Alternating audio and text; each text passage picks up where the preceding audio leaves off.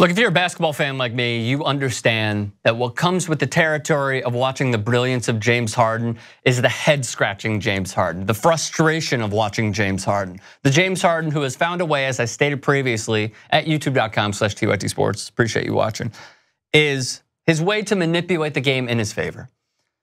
So Marcus Smart was recently fined $15,000 for comments that he made about superstars getting calls.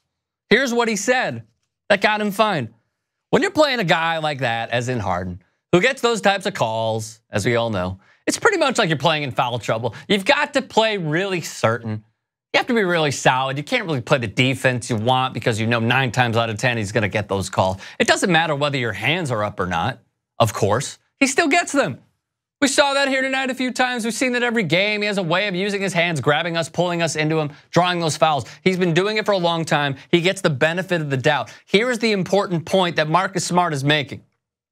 He's trying to bring attention to how James Harden does manipulate the game in favor of himself, where he gets to go to the line countless amount of times. Of course, he's leading the NBA. I'll get into that in a moment. He leads the NBA in free throw attempts per game. So much like a coach getting a technical foul in a game, what he's trying to do is bring attention to the referees getting mad about a certain call or a certain play that had happened, so it doesn't have a recurring theme throughout the entirety of the game or even the season. That's why coaches take tees. That's why players get fined. That is why they do those things. So now we're like, wait a minute. Now I'm going to watch if James Harden does exactly what Marcus Smart is saying, because now I got to know. That's why they get fined. So Marcus Smart went on, or excuse me, Jaylen Brown then chimed in. Brown was asked after the game what he could do to defend Harden more clearly. I don't know. I do not know. Frustration is settling in, of course, for these players. Smart, lastly, said your best option against a player like that, keep your hands back, because once they're in the area, it can give an official an easy out. It happens all around the league, Smart said. You get certain players who get calls that other guys just wouldn't get. We all know the rule. We all understand it.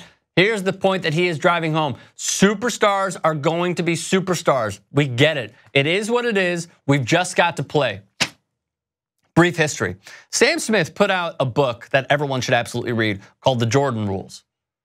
This was huge. The inside story of a turbulent season with Michael Jordan and the Bulls, but not only that. As The Ringer noted, and I believe I put this in there. If not, we'll put it in a little bit later. But the Jordan Rules is now symbolic of that season, but it's also been handcuffed to the narrative and tied in history of, wait a minute, it was that 91 season against the Pistons where they figured out how to double team Michael Jordan. Scottie Pippen was injured. So now you had some of the worst shooters that Jordan has ever played with trying to knock down mid-range jumpers, and they certainly did struggle at times. However, it has been handcuffed with the narrative of, well, Michael Jordan got the preferential treatment, right?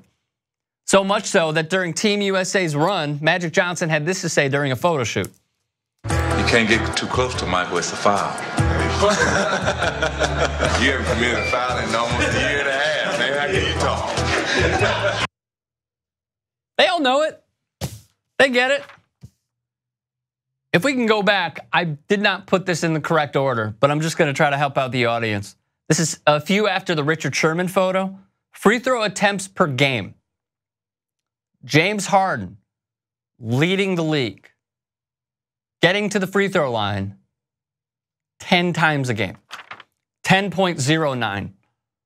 What might surprise you is that someone like LeBron James, who you view as a superstar, we all know he's a superstar, not in the top 5. James Harden, getting choked up about James. Giannis Antetokounmpo, 8.83 free throw attempts per game. Boogie Cousins, 8.21. Anthony Davis, 8.11. Joel Embiid, 7.65. A lot of big men. I think there's a theme there as well. Now here's my main point. B-Ball Breakdown, who I trust, they broke it down. Coach Nick did, with Ronnie Nunn. And the title of the clip was, does LeBron James still get preferential treatment from the referees? Let me ask everybody something. Would you rather have a guy, hypothetical, playoff game, and Ryan Anderson chucking threes, getting into the paint, falling on his ass, doing the Carlos Boozer, every time he grabs a rebound and getting the foul? No. This is the way that the NBA tries to keep all of us in it.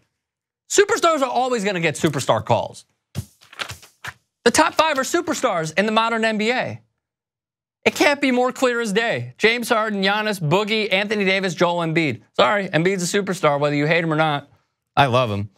Gives us a lot to talk about. But just think about it. The guys who scored, the guys that put the ball on the ground, the guys that are the faces of the NBA that you see in the NBA Cares commercials and the All-Star Game promos, NBA playoff promos. Yeah, they're always going to get the calls. You know why? Because you don't want a guy like Dalibor Bagaric making a playoff debut and then getting to the line 10 times. No, of course not. So do they get the preferential treatment? Yeah. Proof is in the pudding. Let us know your thoughts. Comment section below.